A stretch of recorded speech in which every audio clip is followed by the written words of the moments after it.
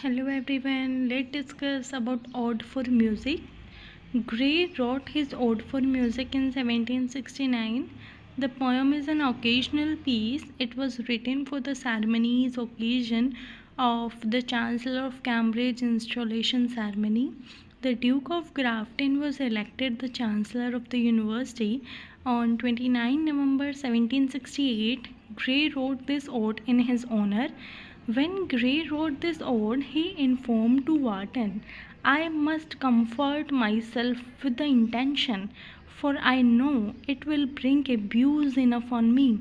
However, it is done and given to we the Chancellor, and there is an end.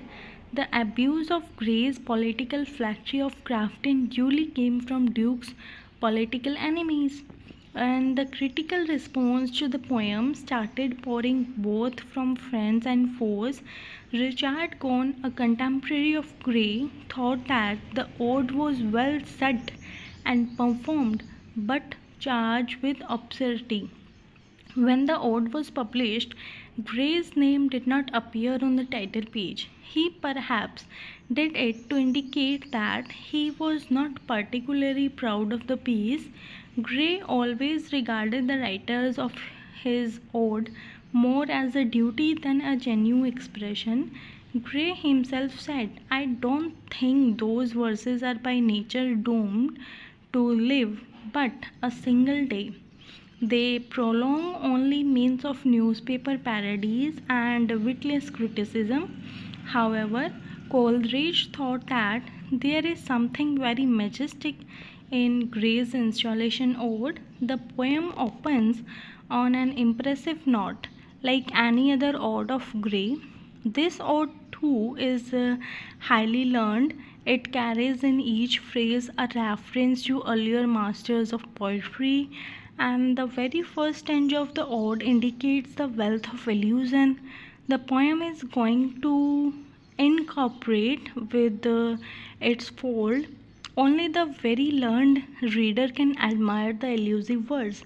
The poem concludes on an optimistic note.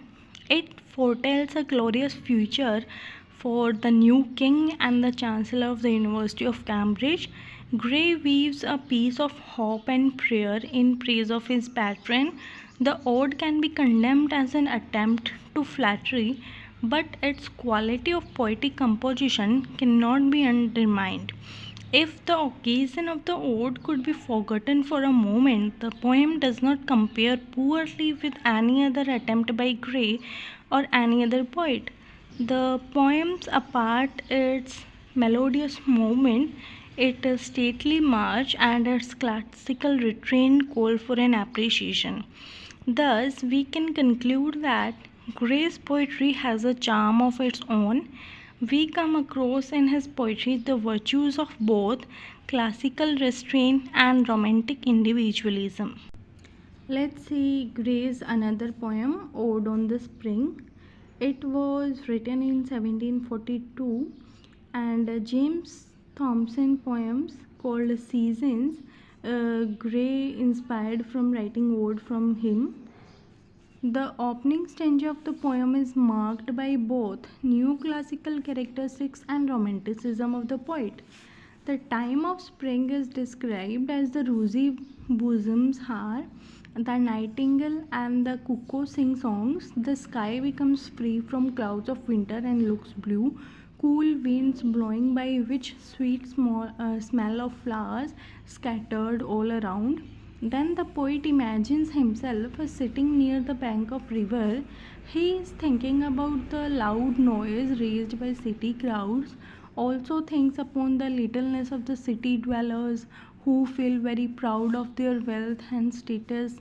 The sheep are resting, the insects fly to taste the sweetness of flowers. He compares life of a human being to existence of insects.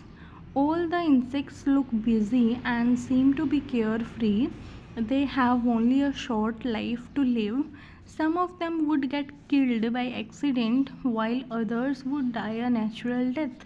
In the end, all of them would mingle with the dust below.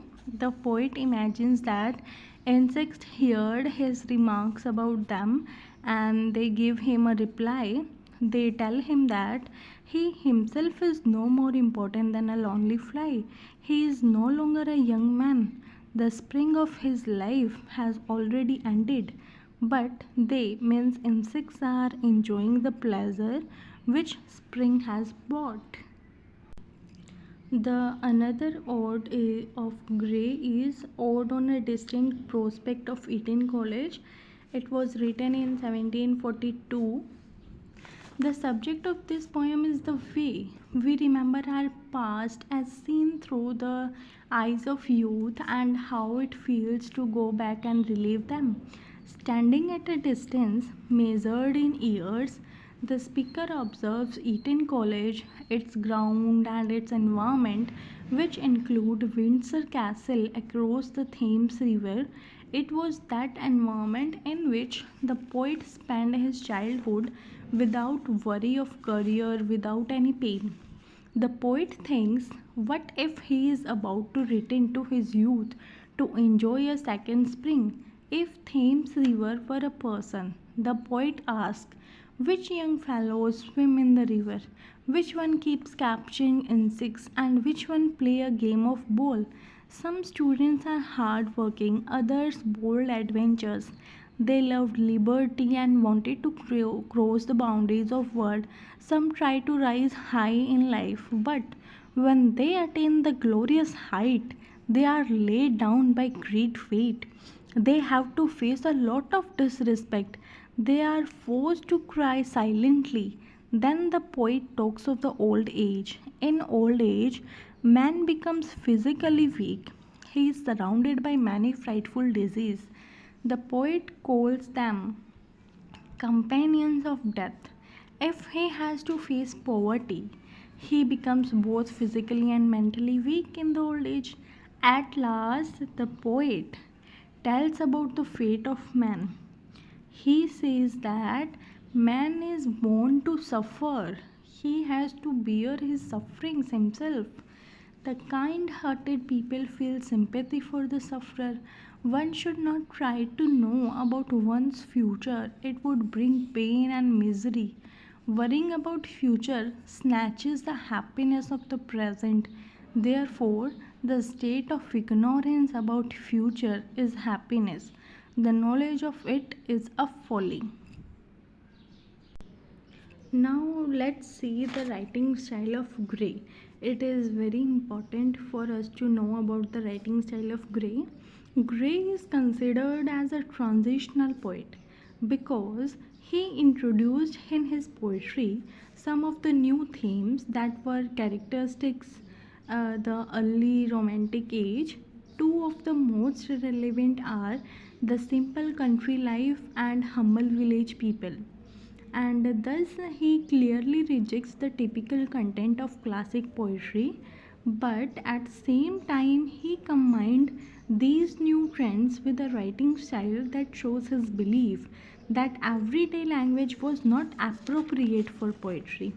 And some romantic characteristics also see in Gray's poetry: the picture of dancing young lovers as around Venus, the goddess of love and beauty in his poem Progress of Poesy. In Elegy, Gray's expression of his love and sympathy for the humble rustic is essentially a romantic trait. The elegy looks forward to the humanitarian, which marked the later phase of romantic poetry. Gray in the poem Elegy expresses his love for nature. Thus, we can regard Gray as a forefather of the Romantic movement in poetry. Gray began as a classicist and as a romanticist. Thus, he is a connected link between a classical and the romantic thread in English poetry. The romantic trend in English poetry, his poems reveal two different features: melancholy note and love of nature. But his love for nature seems artificial. It does not exhibit that freshness of outlook which we notice in the nature poetry of romantics. So that's all about the Thomas Gray. Thank you so much for listening so peacefully.